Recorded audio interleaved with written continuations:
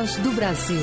As notícias do governo federal que movimentaram o país no dia de hoje. Boa noite. Boa noite para você que nos acompanha em todo o país. Quinta-feira, 9 de janeiro de 2025. Vamos ao destaque do dia. Guerra ao Aedes aegypti. O Ministério da Saúde lança plano de contingência nacional para dengue, zika e chikungunya. E Centro de Operações em Saúde para ações de vigilância sobre o crescimento das doenças e controle do mosquito. 256 milhões de reais serão investidos para o monitoramento das chamadas arboviroses. Cleide Lopes.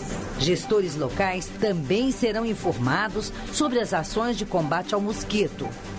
E assistência às crianças afetadas pela zika. Medida provisória libera auxílio de R$60 mil para cada pessoa que nasceu com deficiência provocada pela contração do vírus durante a gestação. O pagamento será em parcela única e não impede o recebimento de outros benefícios, como o BPC ou o Bolsa Família. E ainda, Cinema Nacional. Nossa entrevista do dia será com o secretário executivo do Ministério da Cultura, Márcio Tavares. Ele vai explicar a cota de tela, que estabelece a reserva de salas para exibição de filmes brasileiros. Hoje, na apresentação da Voz do Brasil, Mariana Jungmann e Luciano Seixas. E acompanhe a gente ao vivo. Acesse radiogov.epc.com.br ou o canal Gov na sua TV aberta. Início de ano é tempo de reforçar a prevenção das arboviroses, que são doenças virais transmitidas por mosquitos e carrapatos. Dengue, chikungunya e zika são exemplos dessas doenças e o verão é a época de maior incidência de casos. Para aumentar o controle das arboviroses e orientar as ações de combate às doenças, o Ministério da Saúde divulgou a criação de um centro de operações e plano de contingência. Chuvas constantes com temperaturas elevadas são um ambiente perfeito para a procriação do mosquito da dengue. Por isso, o Ministério da Saúde anunciou nesta quinta-feira a instalação do Centro de Operações de Emergência em Saúde. O objetivo é ampliar o monitoramento das arboviroses como dengue, chikungunya e zika, com orientações sobre as ações voltadas à vigilância epidemiológica e controle de vetores. Gestores locais também serão informados sobre as ações de combate ao mosquito.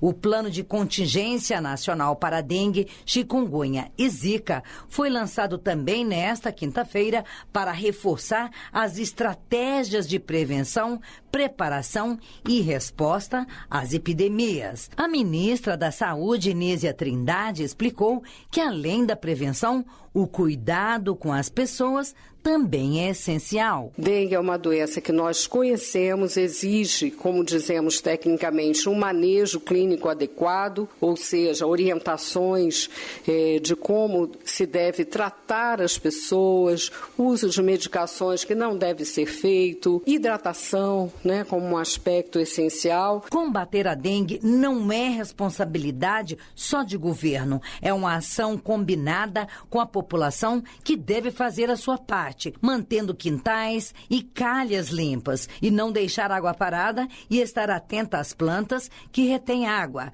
Nessa época do ano, a aposentada Ana Maria Pignaton, moradora do Lago Norte, em Brasília, redobra os cuidados em casa. Passo no quintal olhando se não tem alguma folha virada para cima, cheia de água, e vou jogando fora. Na frente da minha casa eu fiscalizo tudo.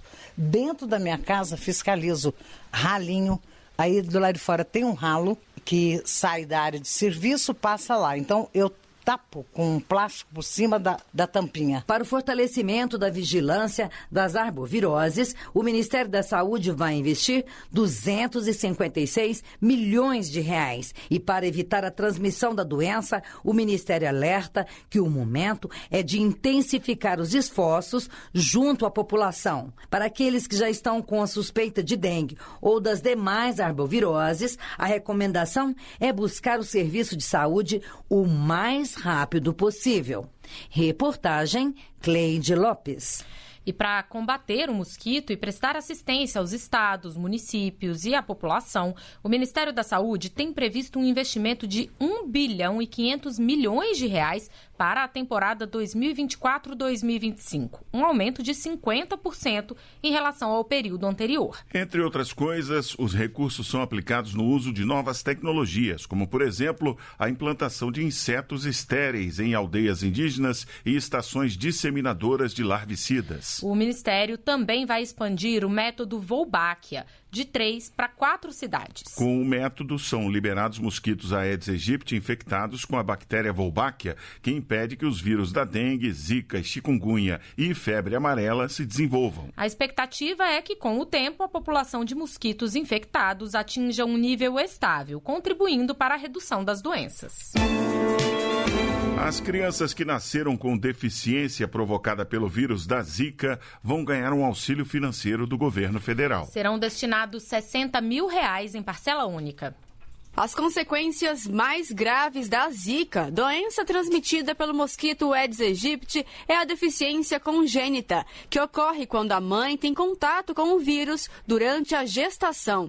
Nesse caso, uma das deficiências mais comuns provocadas no feto é a microcefalia. Agora, todas as crianças que nasceram com deficiência provocada pela Zika entre 1º de janeiro de 2015 e 31 de dezembro de 2024 vão ter direito a um auxílio de R$60 mil. O valor será pago em parcela única pelo INSS e tem o objetivo de amenizar os impactos financeiros provocados pela deficiência na vida das crianças e das famílias. Os critérios para a realização do requerimento do apoio financeiro vão ser definidos em ato conjunto do Ministério da Previdência Social e do Instituto Nacional do Seguro Social, que ainda vai ser publicado. Mas a medida provisória determina como obrigatória a constatação da relação entre a síndrome congênita e a contaminação da mãe pelo vírus Zika durante a gestação e ainda a constatação da deficiência da criança. O benefício não contará para o cálculo de renda da família, de modo a não interferir sobre o recebimento de outros benefícios, como de prestação continuada ou Bolsa Família, por exemplo. Mas o auxílio só será pago a crianças que não tiverem já sido indenizadas por via judicial. Thaisa Vitória para a Voz do Brasil. E agora é obrigatória a realização do exame clínico para identificar malformações dos dedos grandes dos pés em recém-nascidos. A lei sancionada pelo presidente Lula vai ajudar a identificar a fibrodisplasia ossificante progressiva, uma doença rara de causa genética que atinge um em cada 2 milhões de pessoas. O exame físico nos bebês deverá ser realizado nas consultas de rotina das redes públicas e privada com cobertura do Sistema Único de Saúde. Mais filmes de produção nacional sendo exibidos e novas oportunidades para o mercado cinematográfico brasileiro. Para apoiar esse mercado e valorizar o cinema nacional, um decreto regulamentou a cota de tela, que determina o percentual mínimo de exibição de filmes brasileiros. A regulamentação foi construída ouvindo todos os agentes do setor. E para saber o que muda a partir de agora, a gente conversa com o secretário executivo do Ministério da Cultura, Márcio Tavares. Boa noite, secretário, bem-vindo. Boa noite, Luciano. Boa noite, Mariana. Prazer estar aqui com vocês. Secretário, vamos começar explicando o que é e como funciona essa cota de tela. A cota de tela é o mecanismo mais antigo para a política do audiovisual brasileiro. Ela surgiu na década de 30. E ela basicamente garante que na sala de cinema, na programação mensal que o cinema faz, um percentual desses filmes, ou seja, 30%, seja dedicado à produção nacional, que o povo brasileiro possa ver nas telas de cinema a produção e as histórias brasileiras. E essa cota subiu esse ano? A gente vai ter mais filmes brasileiros sendo exibidos? A regra vale para televisão também? Como é que é? No governo anterior, a lei que garante a cota de tela tinha sido perdida. E ela foi renovada em 2023. A cada ano a gente faz um decreto com a ajuda da Ancine, que é a Agência Nacional do Cinema, para regular e entender qual é o percentual de exibição desses filmes, em que horários eles estão sendo exibidos, se é de tarde, é à noite, é o horário em que o trabalhador e a trabalhadora podem ir mais ao cinema, para garantir que também a gente consiga ter mais diversidade de opções de escolha para os brasileiros desses filmes. Então, o que vai mudar a partir desse ano, nesse novo decreto, é que no horário nobre, ou seja, de noite, quando a gente já saiu do trabalho, a gente vai ter mais filmes brasileiros às disposições nas salas de cinema. E esse ano é justamente um ano que a gente bateu recordes em função do retorno de investimentos de salas de cinema. Nós ultrapassamos mais de 3.500 salas de cinema, queremos fazer muitas mais ainda no Brasil, e a maioria dessas novas salas de cinema é no interior do país, onde não tinha cinema disponível. E essa regra vale para a televisão também? Nós temos uma outra cota de tela, que é a cota de tela para TV paga, aquela TV por assinatura, TV a cabo. Os canais estrangeiros são obrigados a dedicar pelo menos 3h30 da sua grade diária para a produção nacional. E dessa produção, 1h30 tem que ser de produtoras independentes, ou seja, de produtores e produtoras que não estão associados a um canal de televisão ou alguma outra empresa. Então, a gente ajuda a desenvolver todo o ecossistema do audiovisual e a gerar mais emprego, renda e ter uma diversidade maior de histórias que são de muitos lugares do país onde a gente não tem grandes corporações de comunicação, podem garantir essa visibilidade. Perfeito. No ano, então, de 2025, será o horário noturno nos cinemas, nas telonas, é isso? A gente vai ter mais cinema brasileiro em todos os horários. E a gente tem visto que produção boa, histórias incríveis não faltam. A gente está garantindo esse direito de cada brasileiro e brasileira de ver as suas histórias nas telonas de cinema. Agora, o senhor falou sobre o impacto que isso tem, né, para todo o setor audiovisual. Eu queria que o senhor falasse um pouco mais detalhadamente sobre isso, né? Quais são os benefícios que são esperados com a cota de tela? Então, o cinema é como se fosse a porta de entrada para um filme no mercado do audiovisual. Depois dele passar pelo cinema, é que ele vai para a TV, vai circular em festivais, vai circular em todo um circuito que garante retorno. Isso é muito importante para o desempenho daquele filme, para que a gente consiga ver que um filme brasileiro despontando, como Ainda Estou Aqui, está despontando no Oscar, a participação e a recepção que ele tem nas telas grandes é super importante. Então, quanto mais filmes brasileiros a gente tiver em exibição, melhor a gente tende a ter um desempenho desses nossos filmes. Isso significa mais histórias brasileiras, mas também significa mais renda e mais emprego. O audiovisual é uma indústria que gera mais de 600 mil empregos e gera uma importante contribuição para o PIB do Brasil. A gente está falando também do desenvolvimento de uma indústria. Então, quando a gente retorna a cota de tela e amplia e ajusta ela, a gente está garantindo tanto um direito de cidadania, mas apostando no desenvolvimento econômico. E a Agência Nacional de Cinema vai acompanhar essa implementação da cota de tela pelos exibidores? Vai seguir acompanhando, fiscalizando e dialogando com os exibidores para que a gente consiga qualificar cada vez mais esse mecanismo. É do interesse de todo o ecossistema brasileiro. É de interesse dos exibidores que a gente tenha cada vez mais filmes brasileiros competitivos, atingindo altas bilheterias, como a gente está vendo agora. A gente está vendo o resultado de um investimento, né, de 2023, 2024. Foi o recorde. O governo federal nunca investiu tanto em financiamento do audiovisual brasileiro quanto nesses 2 anos. Estamos começando a colher os frutos. O resultado está aí, né? 2025 vai ser um ano com ainda mais resultados. E, com certeza, parte desse resultado vai servir também para muita diversão e entretenimento, seja no cinema infantil, nas histórias com cunho social, nas comédias que vão estar à disposição do povo brasileiro nas salas de cinema. As pessoas se identificando com o que elas veem na tela, né? Exatamente. A gente tem uma história, todo mundo cresce no Brasil vendo novela, vendo a produção audiovisual.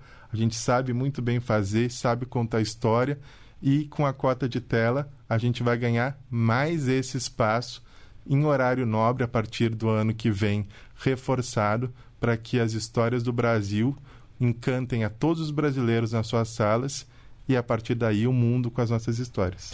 Muito bem, nós conversamos com Márcio Tavares, secretário executivo do Ministério da Cultura. Obrigada, secretário, pela sua entrevista à Voz do Brasil. Obrigado, foi um prazer e é sempre importante a gente poder contar um pouco dessa retomada do presidente Lula, da ministra Margarete, nas suas ações pela cultura brasileira.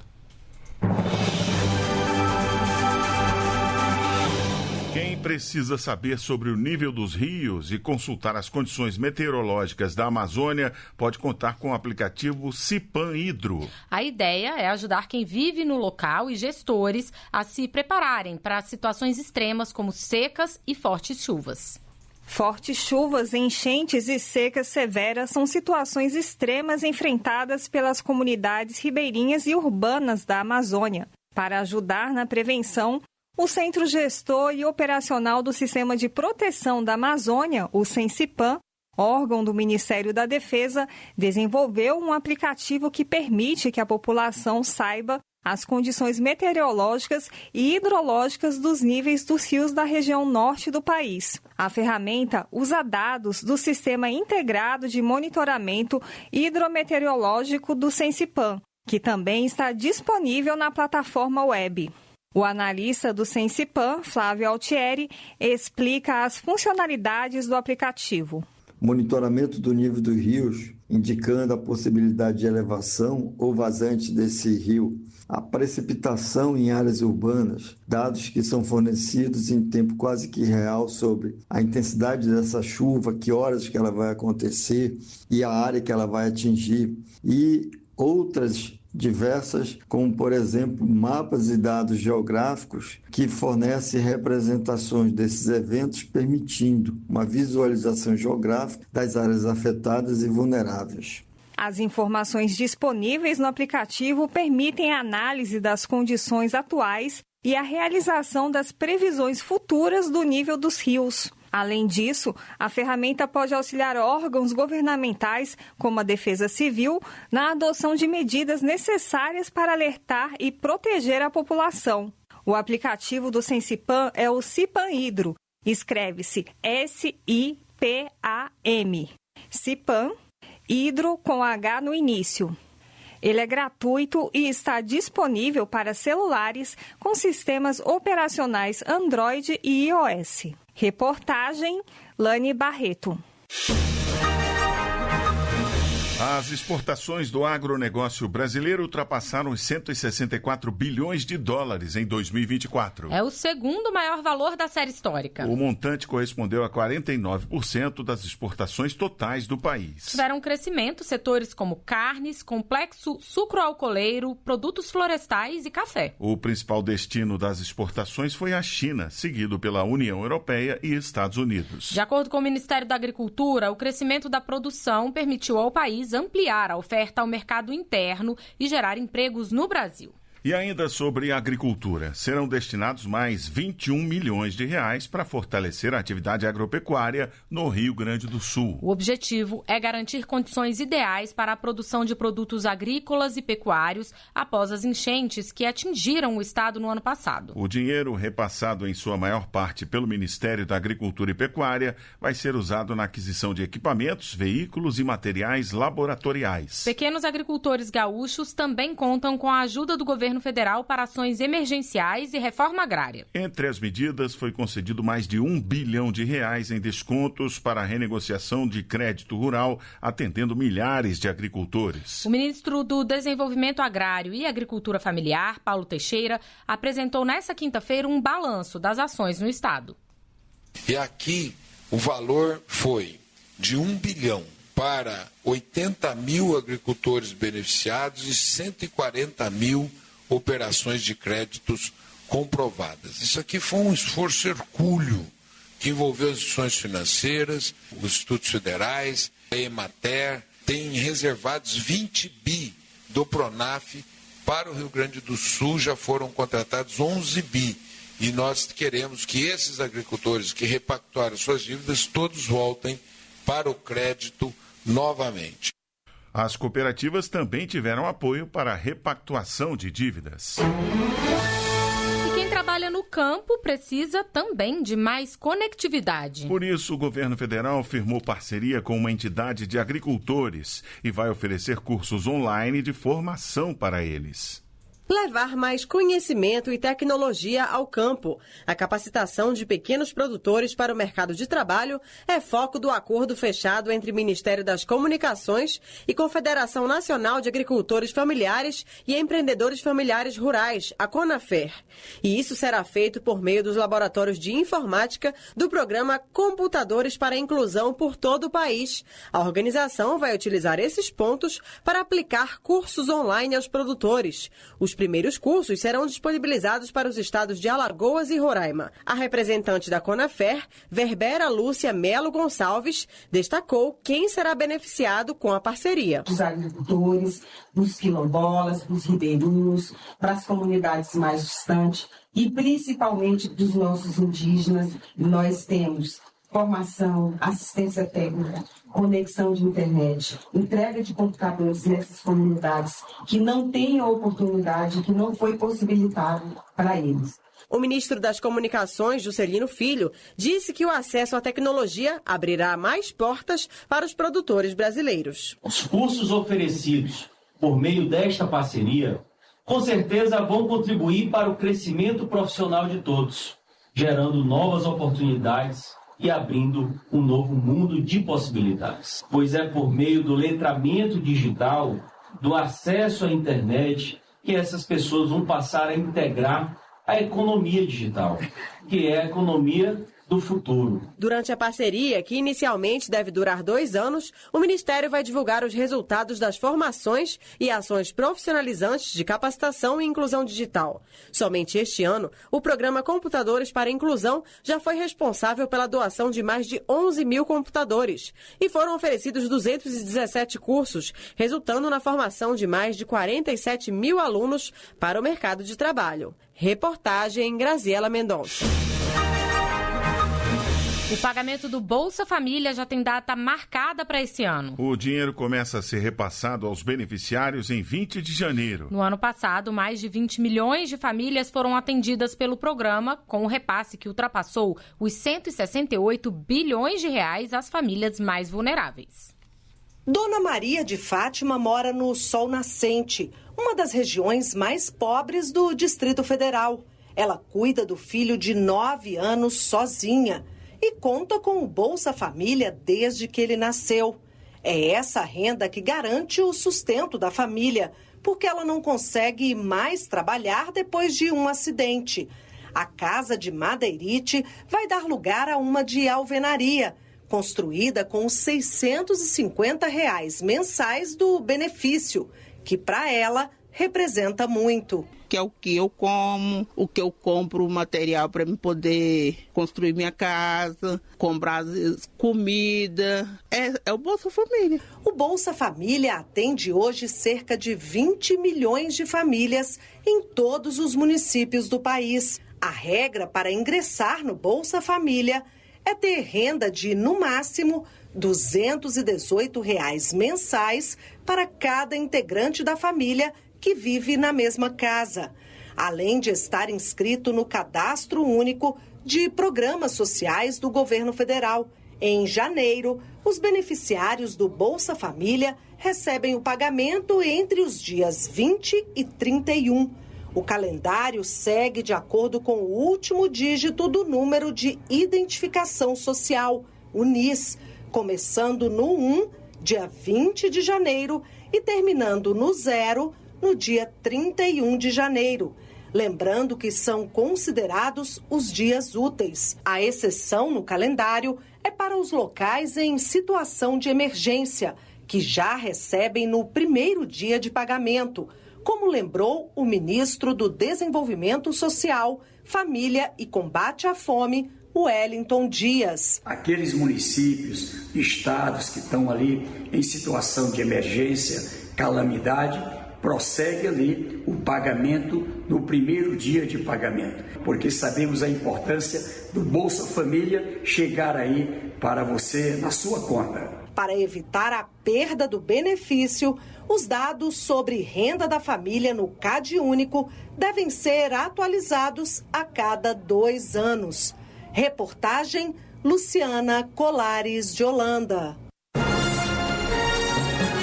Essas foram as notícias do Governo Federal. Uma realização da Secretaria de Comunicação Social da Presidência da República. Com produção da empresa Brasil de Comunicação. Fique agora com as notícias do Poder Judiciário e do Congresso Nacional. Boa noite. Boa noite para você e até amanhã.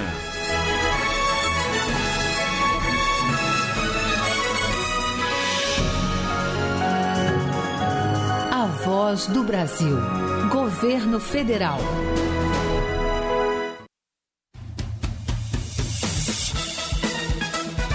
Você vai ouvir agora notícias do Poder Judiciário.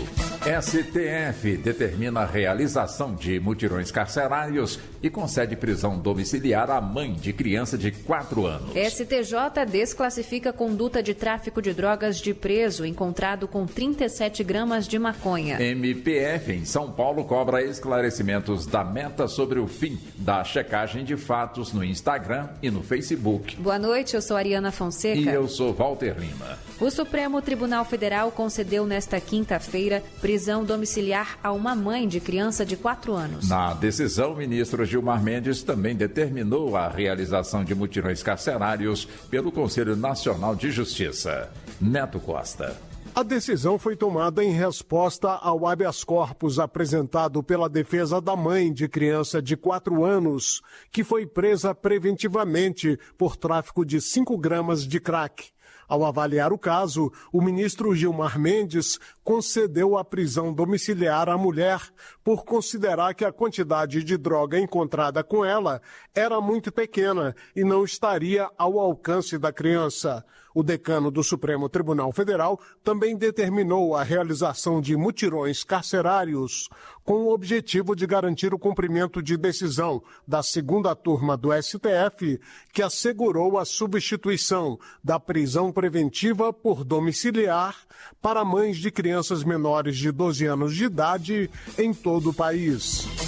Preso encontrado com 37 gramas de maconha não pode responder por tráfico de drogas. O entendimento é do STJ. Jafer Araújo. O homem estava preso em Mato Grosso do Sul e foi condenado a 6 anos e 5 meses de reclusão depois de receber uma marmita com 37 gramas de maconha escondida. Ao analisar o recurso da defesa, a relatora, ministra Daniela Teixeira, aplicou então a decisão do Supremo Tribunal Federal, que presume que é o usuário quem porta menos de 40 gramas de maconha.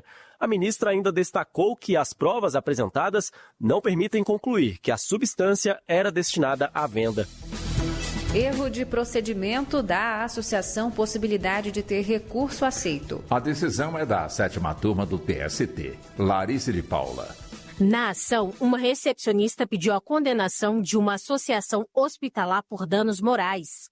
No recurso, a entidade sem fins lucrativos pediu o benefício da justiça gratuita, que foi negado por falta de provas.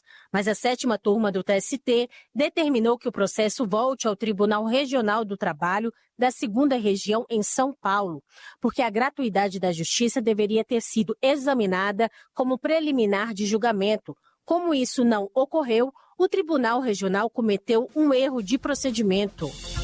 Ministério Público Federal em São Paulo cobra esclarecimentos da Meta sobre o fim da checagem de fatos no Instagram e no Facebook. As mudanças nas políticas de moderação de conteúdo foram anunciadas pela empresa nesta semana. Vanessa Pereira. No documento, o Ministério Público Federal em São Paulo questiona os representantes da Meta no Brasil se as mudanças nas políticas serão aplicadas também no país. Em caso afirmativo, o MPF-SP quer saber quando a empresa pretende implementá-las no país, além de entender os detalhes dessas alterações para avaliar em que medidas elas podem impactar os direitos dos usuários do Facebook e Instagram. A Meta tem um prazo de 30 dias para apresentar as respostas. Tribunal Regional Federal da 1ª Região mantém condenação de mulher por publicar nas redes sociais ofensas contra o norte e o nordeste do país. A prisão de 2 anos foi convertida em penas alternativas. Marcelo Della Libera. A mulher alegou que suas postagens refletiam apenas descontentamento político e que não citou diretamente os nordestinos, mas a justiça considerou as expressões usadas como ofensivas e discriminatórias. Para a juíza relatora do caso, as mensagens ultrapassaram o direito à opinião, incentivando o preconceito e violando princípios de igualdade e dignidade humana. A decisão reafirma os limites da liberdade de expressão, especialmente em casos que promovem discursos de ódio. Você acompanha outras notícias do Poder Judiciário em 104,7 FM para o Distrito Federal e em torno. Ou pelo canal 1.3 da TV aberta em Brasília. Ouça também pelo TuneIn de qualquer lugar no mundo. E baixe agora o TV Justiça Mais, disponível na loja de aplicativos do seu celular. Uma boa noite. E até amanhã. Notícias do Poder Judiciário, uma produção da Rádio Justiça, Supremo Tribunal Federal.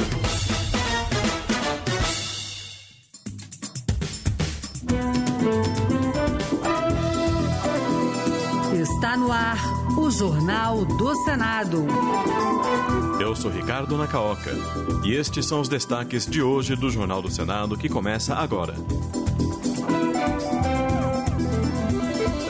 Líder do governo diz que o orçamento de 2025 deverá ser votado ainda em fevereiro. Procuradoria da Mulher do Senado atua no combate à violência política. Comissão pode votar projeto de revitalização de seringais.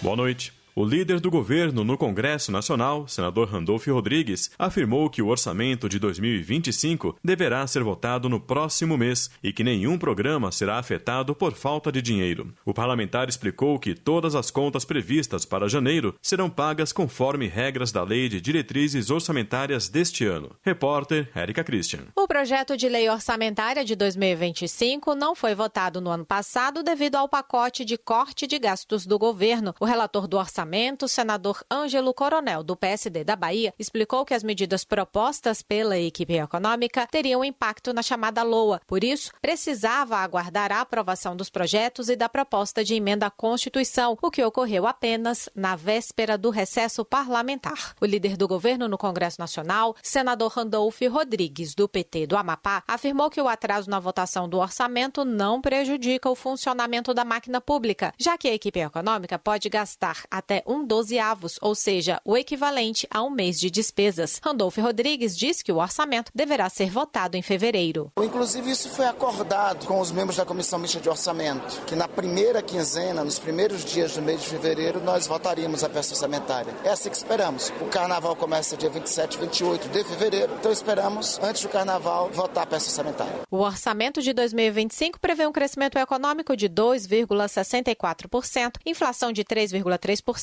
juros de 9,61% ao ano e dólar cotado a R$ 5,19. A proposta estima que o país encerrará o ano sem déficit ou superávit, ou seja, com uma meta fiscal zero, e a renúncia fiscal, no caso, isenções ou reduções de impostos para diversos setores, será de quase 544 bilhões de reais. E a Comissão de Meio Ambiente pode votar a criação da Política Nacional de Revitalização e Diversificação dos Seringais Amazônicos.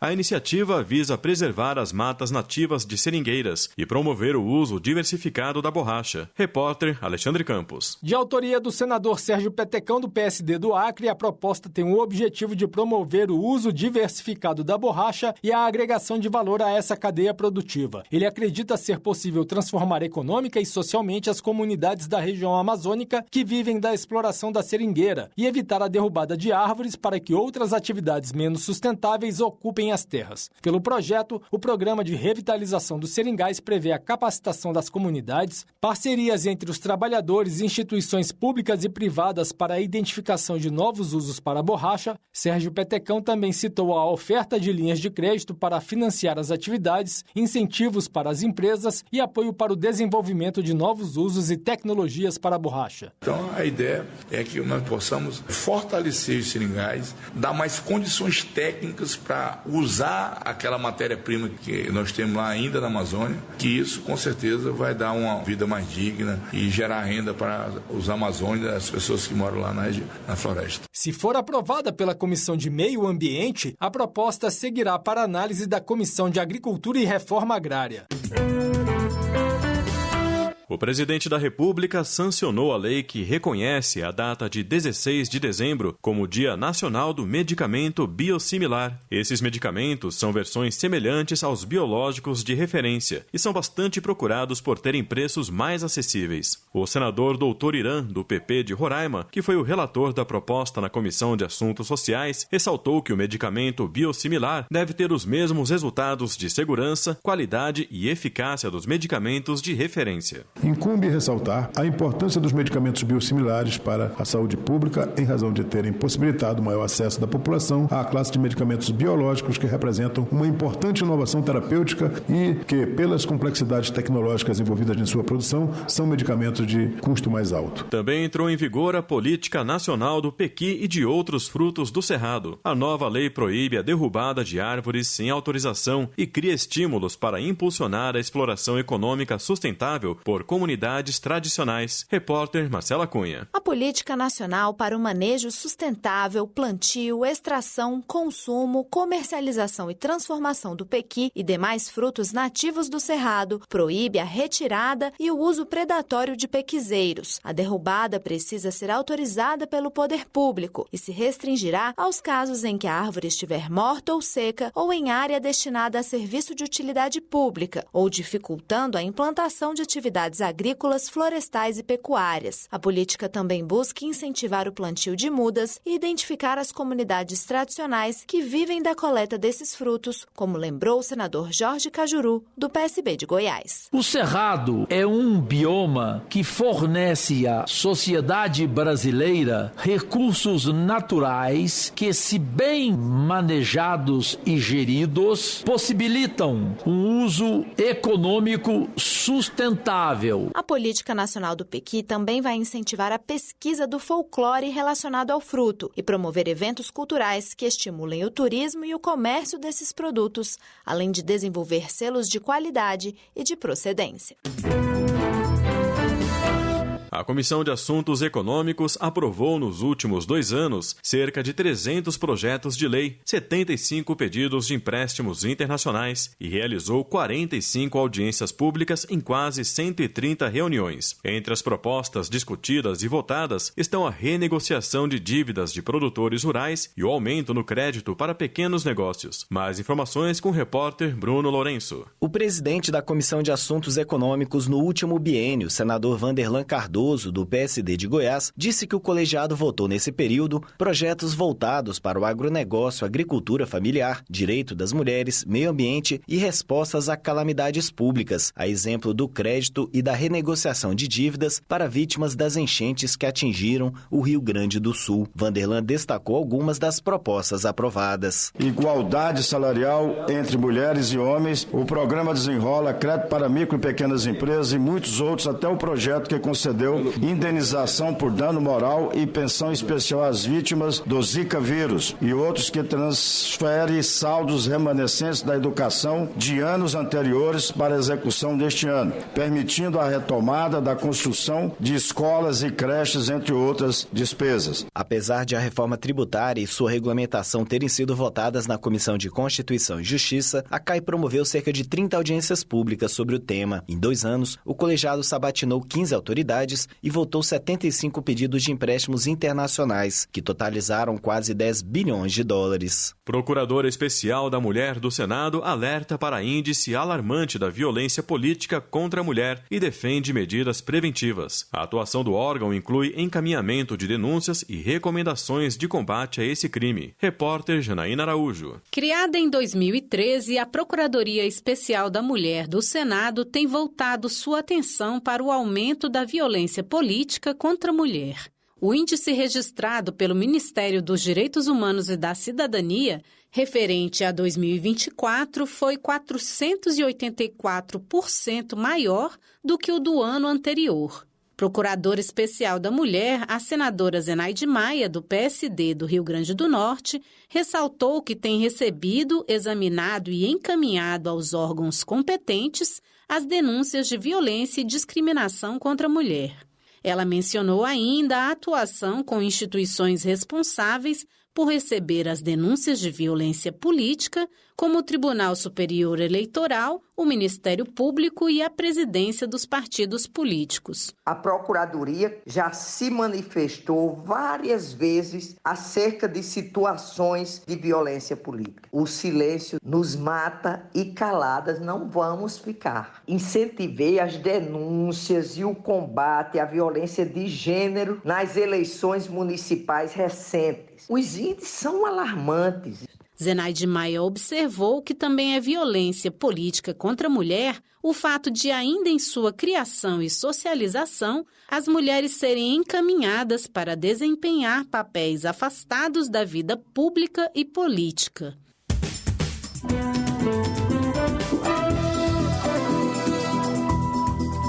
Com trabalhos técnicos de Eliseu Caires, o Jornal do Senado fica por aqui. Acompanhe agora as notícias da Câmara dos Deputados. Boa noite.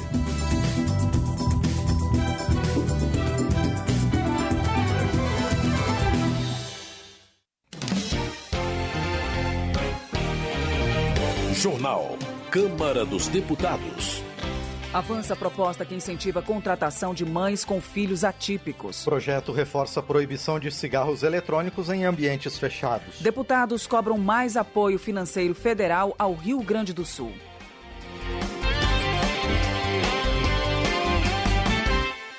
Boa noite. Passados 9 meses da maior enchente da história do Brasil, o Rio Grande do Sul continua enfrentando grandes desafios. 3/4 do estado ficaram submersos e muitas famílias ainda não têm onde morar. Sanderson, do PL gaúcho, visitou o Vale do Taquari e relata que centenas de famílias permanecem em abrigos ou em casas de amigos. Sanderson alerta que as famílias precisam de recursos para reerguer suas residências. Por isso, o parlamentar defende a destinação de recursos pelo governo federal. Os municípios atingidos ficaram destruídos. Eles não têm força para, por si só, fazer a reconstrução. Por isso, nós estamos buscando, junto ao governo federal, que tem um orçamento aí de em torno de 8 trilhões de reais, fazer a destinação de recursos. E a destinação de recursos tem que ser feita para a reconstrução das casas a fundo perdido. Isso é um projeto de no mínimo 150 mil reais. Famílias que já estavam com dificuldades não têm condições de irem aos bancos para buscar empréstimo. Por isso nós temos insistido que o governo federal destine a fundo perdido recursos para a reconstrução das casas que foram levadas pelas águas. Zuco, do PL do Rio Grande do Sul, cobra o cumprimento das promessas de auxílio aos agricultores gaúchos afetados pelas enchentes ocorridas em abril e maio do ano passado, feitas pelo governo federal e estadual. Recentemente, nós aprovamos uma lei aqui que trata de parcela dos agricultores que estão precisando de financiamentos, de créditos, mas ainda assim, uma ampla participação dos agricultores não recebeu auxílio nenhum. Então, nós pretendemos neste ano de 2025, com que se avance projetos que estão na casa, seja na Comissão de Constituição e Justiça, na Comissão de Agricultura, que tragam respeito e dignidade a um setor que atende não só o cenário gaúcho, mas o cenário brasileiro. Tantas pessoas falam que o agro gaúcho e o agro brasileiro alimentam o mundo, que somos o celeiro do mundo, mas não é isso que estamos vendo em relação ao respeito que precisamos ter do governo federal. O legislador enfatiza que os eventos climáticos no Rio Grande do Sul impuseram desafios ao setor agropecuário. Deputado Zuco conclui reforçando a necessidade de ações de recuperação e adaptação frente à instabilidade climática, com políticas garantidoras de dignidade e respeito aos produtores. Desenvolvimento Regional. Bebeto, do PP do Rio de Janeiro, ressalta os investimentos de 34 milhões de reais em São João de Meriti, com mais de 4 milhões ainda previstos. Ele destaca a inauguração de um hospital infantil, centro de reabilitação, quadras poliesportivas e a tão esperada maternidade, que estava fechada há anos. Nesses 2 anos como deputado, eu foquei muito em botar recursos, e recursos esses que foram bem aplicado, além de ter colocado na educação, além de ter colocado verba para construir 12 quadras poliesportivas de grama sintética, algumas dentro de comunidade, lá dentro da favelinha do Analândia, uma área totalmente abandonada, o Morro do Pau Branco, uma comunidade também que era uma lixeira, um barranco, nós fizemos uma quadra. A maternidade, por exemplo, do Morrinho é muito linda, será uma das melhores da Baixada Fluminense, então eu fico muito feliz por estar melhorando a qualidade de vida do povo dessa região. Bebeto ainda reforçou sua preocupação com a melhoria da qualidade de vida em diversas cidades da região, incluindo Queimados, Campos, Belford Roxo e Duque de Caxias, para onde também destinou recursos. Agência Câmara. Notícia em tempo real. Os debates, as votações nas comissões e no plenário. Informação e interatividade. Comente e acompanhe o andamento dos projetos. Receba por e-mail as notícias do seu interesse. Agência Câmara. Noticias.câmara.leg.br. Credibilidade em tempo real.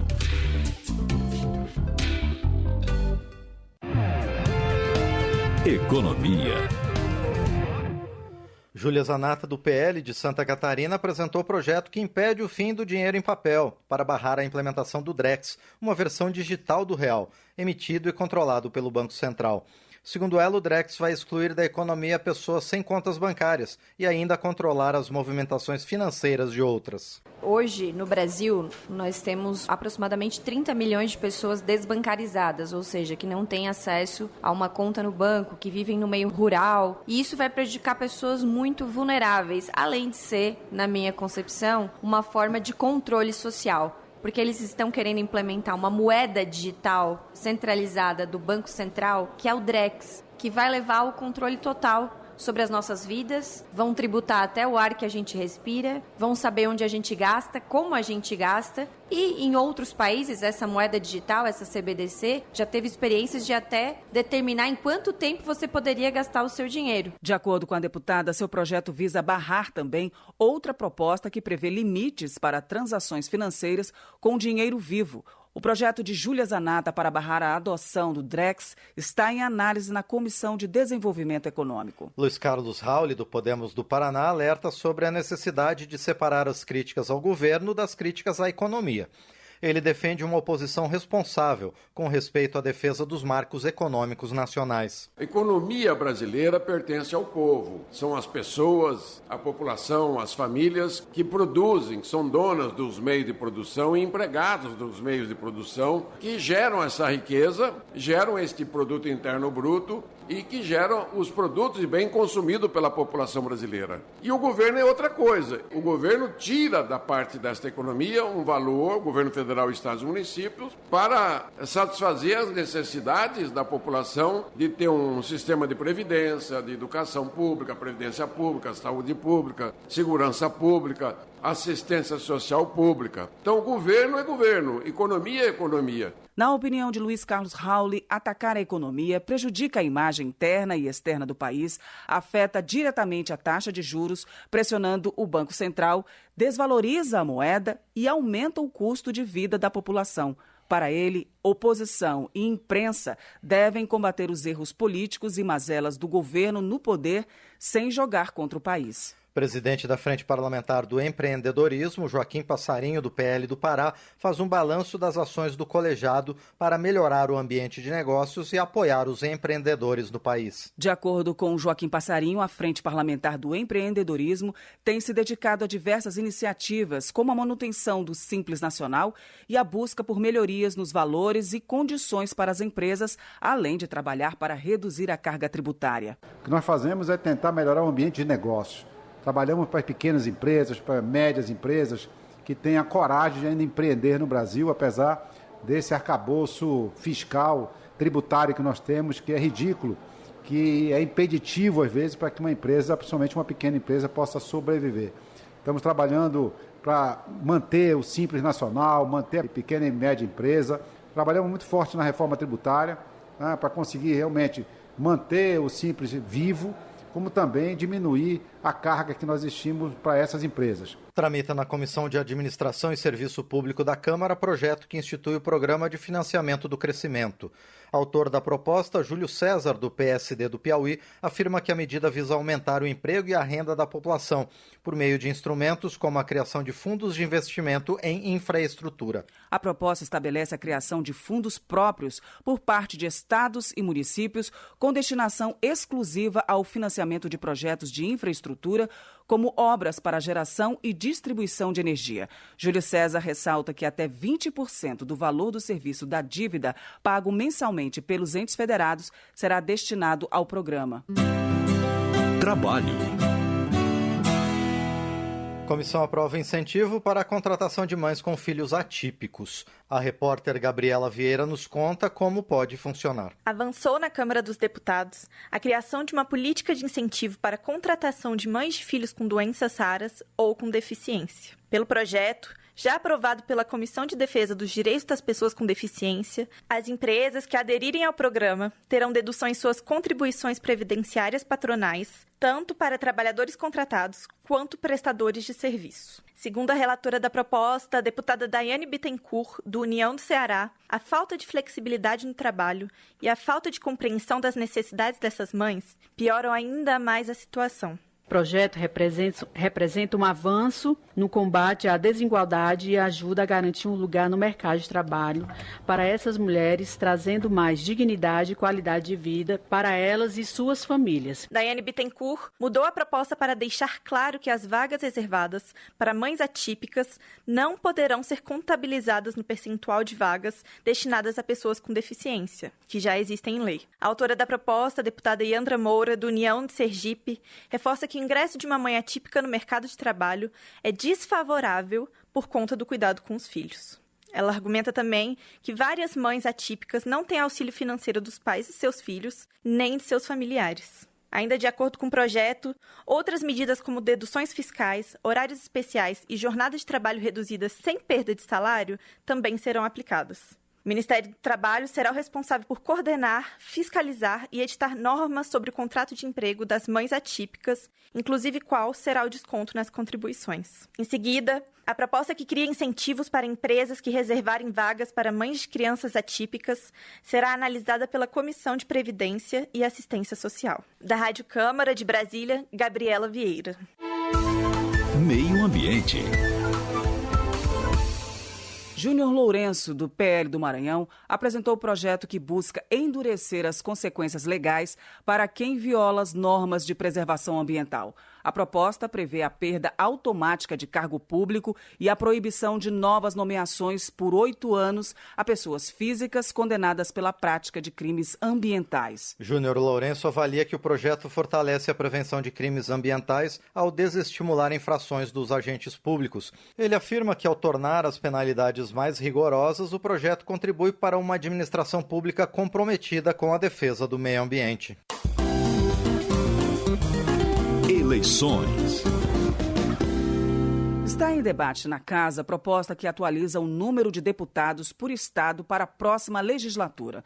No entanto, Eli Borges, do PL do Tocantins, é contra a medida, alegando que pode prejudicar o equilíbrio federativo e as regiões menos desenvolvidas. Eli Borges sustenta que critérios como densidade demográfica e índice de desenvolvimento humano também sejam considerados nas discussões sobre representação política. Para o deputado, qualquer alteração que enfraqueça a presença dos estados menores no Congresso resultaria em retrocessos sociais e econômicos. Essa representação ela não pode tomar como base apenas o número de pessoas da população. Existem outros fatores que têm que pesar, como a densidade demográfica. Por exemplo, eu ando 1.200 quilômetros no meu estado quase todo mês para representar vários municípios que me apoiam. Existem deputados de estados maiores que dentro do bairro dele, ele já faz a representação. Nós temos que discutir isso porque há estados que estão bem atrasados. E numa política onde o voto decide e menos deputado, menos recursos para os estados, aí nós estaremos perdendo outra vez. Educação. Josimar Maranhãozinho, do PL do Maranhão, propõe a criação de um programa de combate à violência nas instituições de ensino públicas e privadas do país. O projeto define como violência atos que causem constrangimento físico ou moral, prejudicando a integridade de alunos, professores e funcionários, além de danos ao patrimônio escolar. O deputado acredita que um dos caminhos para o enfrentamento do problema é a instituição de ações preventivas a partir do mapeamento das escolas com maiores índices de violência. Josimar Maranhãozinho também ressalta a importância das campanhas de conscientização e da capacitação de profissionais para a promoção de uma cultura de paz. Saúde. Comissão da Câmara aprova restrição de cigarros eletrônicos no país.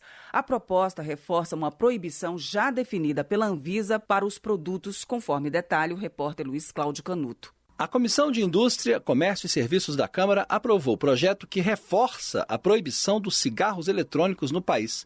O texto aprovado inclui na lista de proibições o armazenamento, o transporte e a propaganda de dispositivos eletrônicos para fumar que não tenham registro no órgão sanitário competente.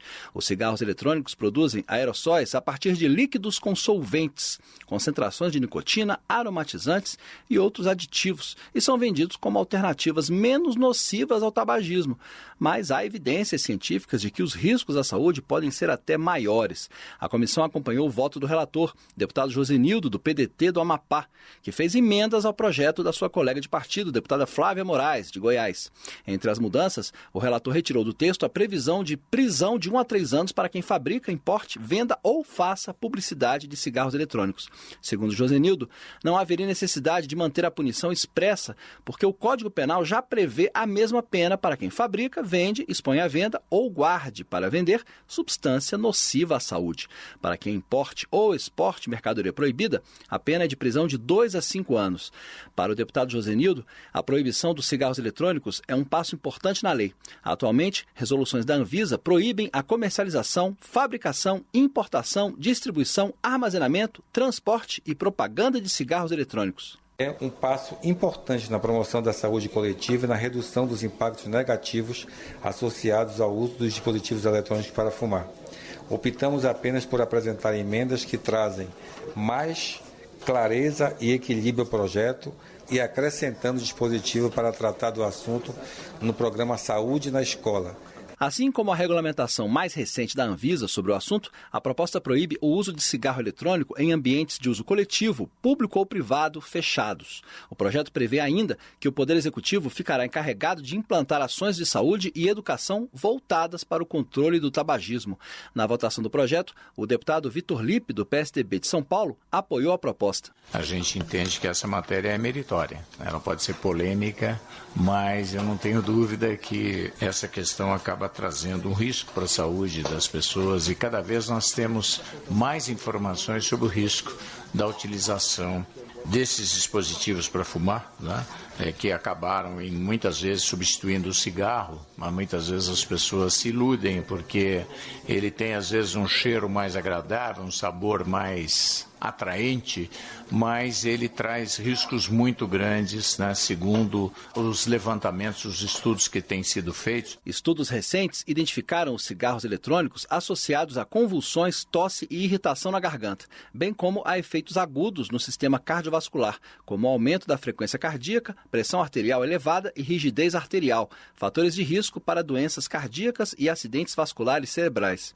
Além de problemas de saúde, há riscos ambientais para o descarte dos aparelhos, que contaminam o solo e a água. Cerca de 80 entidades médicas divulgaram em agosto de 2024 uma nota em que defendem a proibição da venda de cigarros eletrônicos no Brasil e destacam que o cigarro eletrônico fez surgir uma nova doença que causa fibrose e outras alterações pulmonares. Há um projeto que regulamenta os cigarros eletrônicos, que está na Comissão de Assuntos Econômicos do Senado. Na Câmara, o projeto que proíbe os cigarros eletrônicos vai passar ainda pelas comissões de Saúde e de Constituição e Justiça. Da Rádio Câmara de Brasília, Luiz Cláudio Canuto. Homenagem.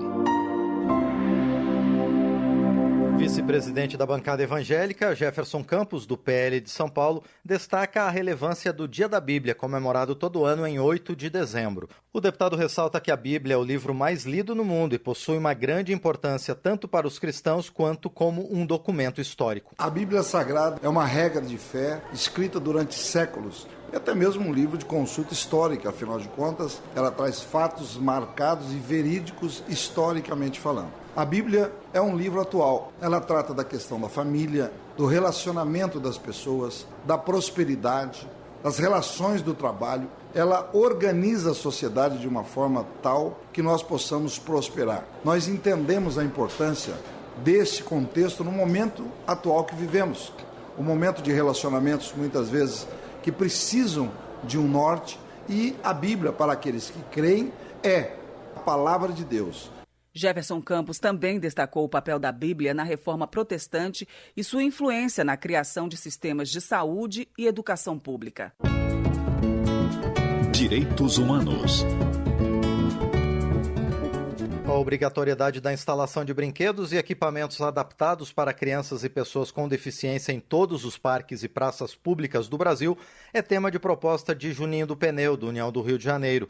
A matéria tramita em caráter conclusivo nas comissões da Câmara. O texto da proposta de Juninho do Pneu determina que novos parques e praças públicas deverão incluir, no mínimo, um conjunto de brinquedos e equipamentos adaptados de acordo com as normas técnicas estabelecidas pelos órgãos competentes em acessibilidade.